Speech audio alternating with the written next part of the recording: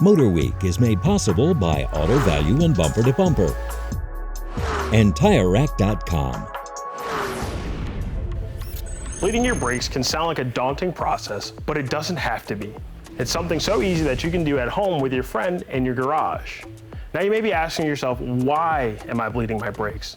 Well, there are many causes for that. Because if you've got a car that's been a little old, that's been on the road for a while, and it's time to change out the fluid because it looks a little murky, or maybe recently you've done some brake work and you have air in your lines, and you'll want to get that out because the air will compress and the fluid won't. So that'll cause a spongy pedal. Now, this is a process that I like to use, and it works on most cars. You can pick these kits up for a nominal cost at your local auto parts store. It'll typically come with a bottle to catch all your fluid, a line, and you'll have some wrenches that'll connect to your caliper to make it easier for you. I like these wrenches because they clamp onto the bleeder valve of your caliper and allow fluid to flow through the wrench into the hose. Now, the great thing about this kit is it comes with a check valve. It makes it super easy because the fluid will flow through and then no air can be sucked back in if the person in the vehicle decides to take their foot off the brake accidentally. To start the process, what you'll do is you'll have someone in the vehicle pump the brakes 3 to 5 times to get fluid flowing into the line and build pressure. And once they've done that, you can come over here and you can crack your bleeder valve and you'll see that fluid flows through the line and into your bottle.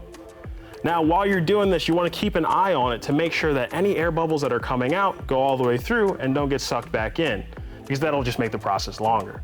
But once you've got a steady stream of brake fluid, you'll know that all the air is out of your lines and you've got clean fluid throughout the system.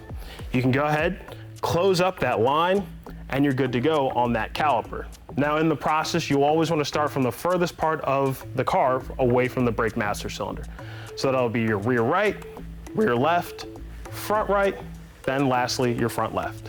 Now, throughout the process, you'll want to keep an eye on your brake master cylinder because once the fluid leaves the caliper, it's also leaving the system. If the fluid in the brake master cylinder gets too low, you'll start to pull in air and then you'll be in some trouble. So throughout the process, just make sure you're topping it off to keep it full.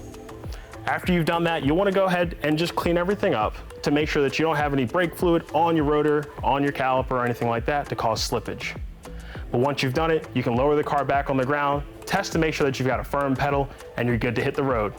If you have any questions or comments, reach out to us right here at MotorWeek.